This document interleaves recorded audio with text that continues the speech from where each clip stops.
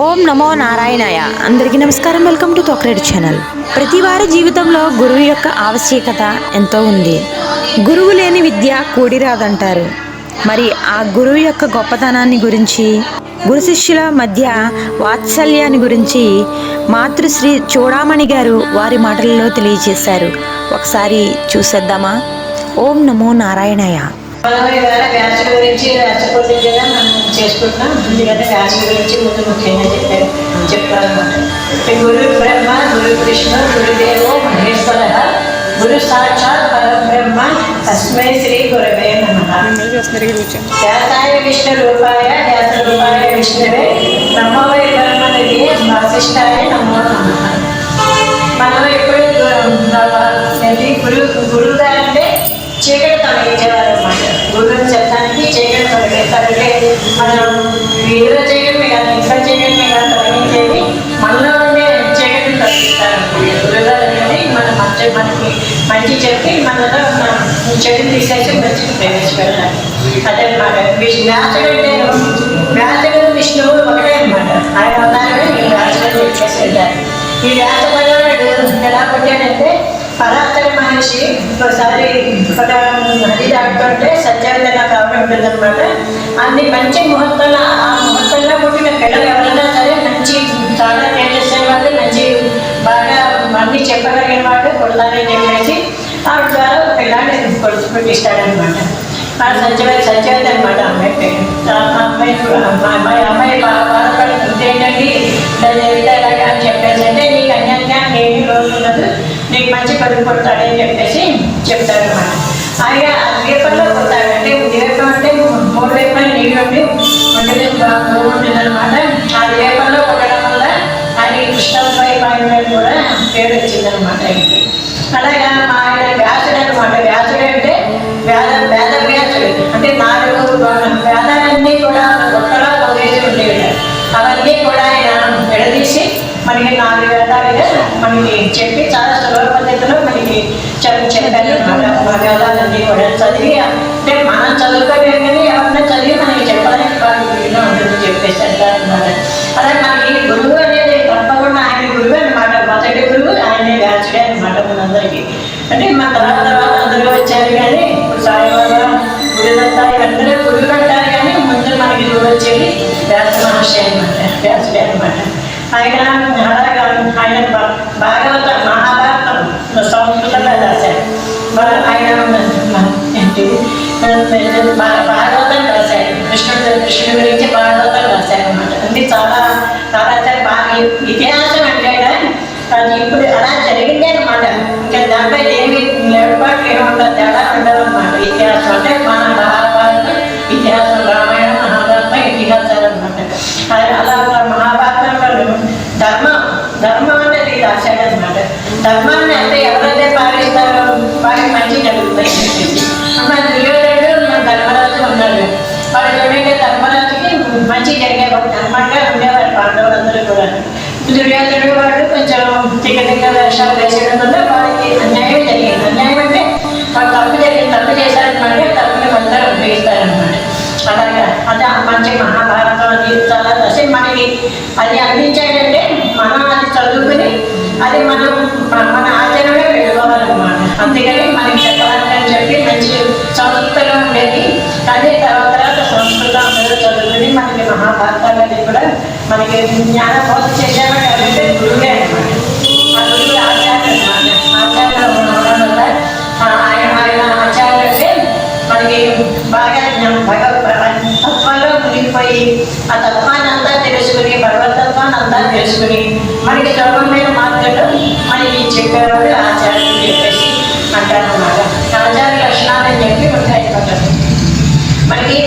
మనకి గురువుగారు తప్పకుండా ఉండాలి. మనం ఏదో సొంతంగా చదివేసుకుందాం చేద్దామని మేము మన తెలివిగా చిన్నపిల్లల్ని అలాగే చేసేసుకున్నాం. చదివేసుకుంటే అన్ని తప్పుగా ఇంట్లో ప్రతిదాకా తప్పులేదు మాట. అన్ని ఏమీ తెలియదు. ఏంటి ఎంత తగ్గిపోవడమో నిజంగా గురువుగారు వినాలి మనం ఏదైనా సరే అని చెప్పేసి ఇప్పుడు మేము తెలుసుకున్నాం అనమాట. చేత తప్పకుండా ప్రతిసారి కూడా ఫోన్ క్లాస్ ఉన్నా వెళ్ళి వచ్చినట్టు నేర్చుకుంటున్నాం అన్నమాట. ఎందుకంటే మనం స్వయం చేస్తే మనం ఏం చేసేయడం. గురువు ఉండి దాన్ని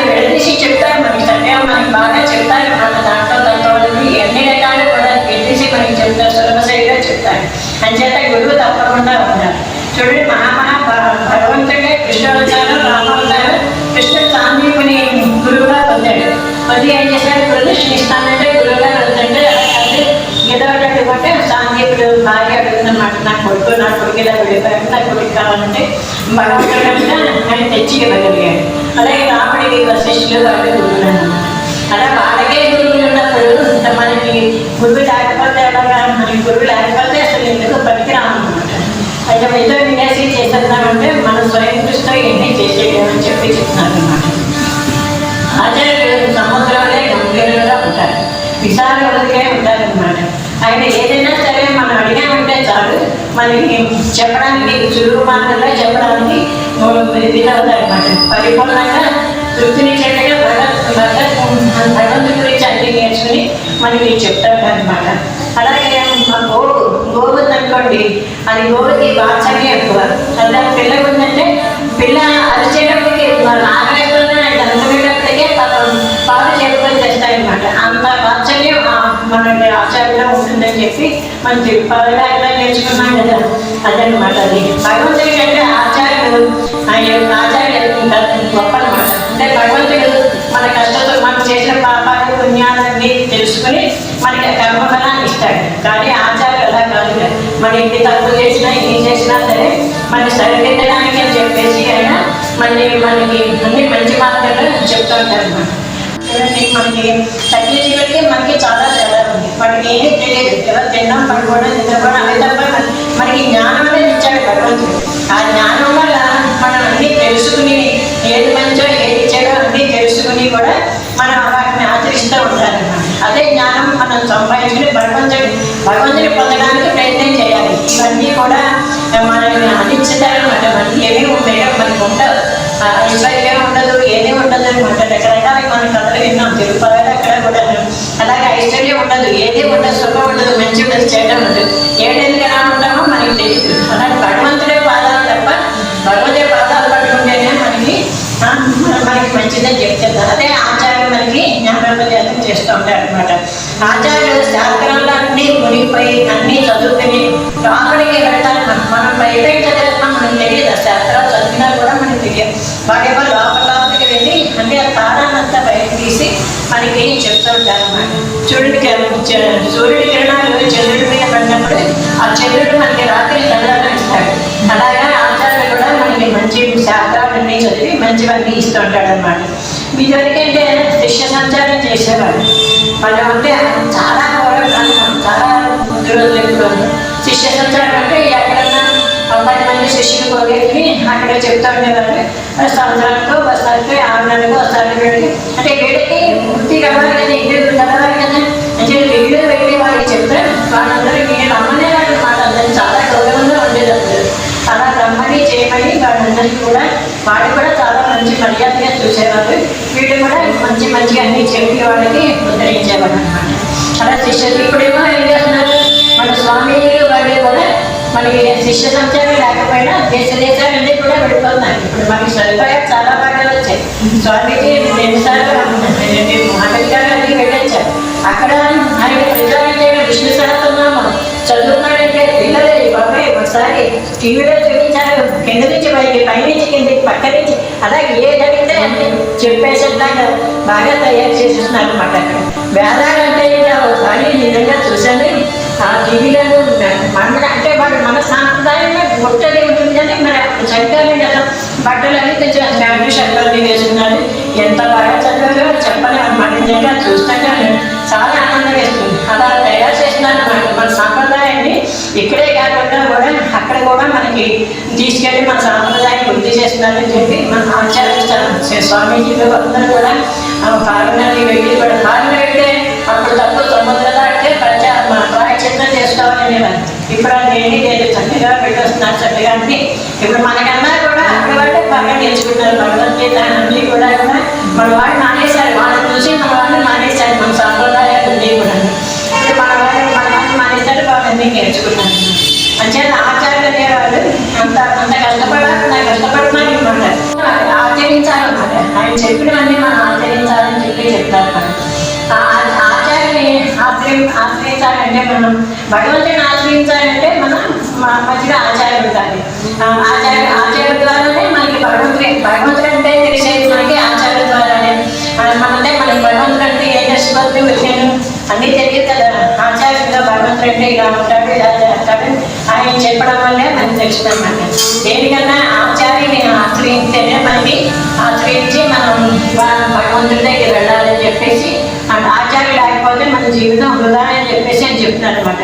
మన ముందు భగవాన్ని మన ఆచార్యుని ఆశ్రయింపదే భగవంతుని ఆశ్రయించగలుగుతారు. మనకి మాట్లాడకుండా రావడానికి వెళ్ళిపోయి శివపంట దానికి ఫలితాలైతే 3 జీవులకు వచ్చేసారు అనమాట.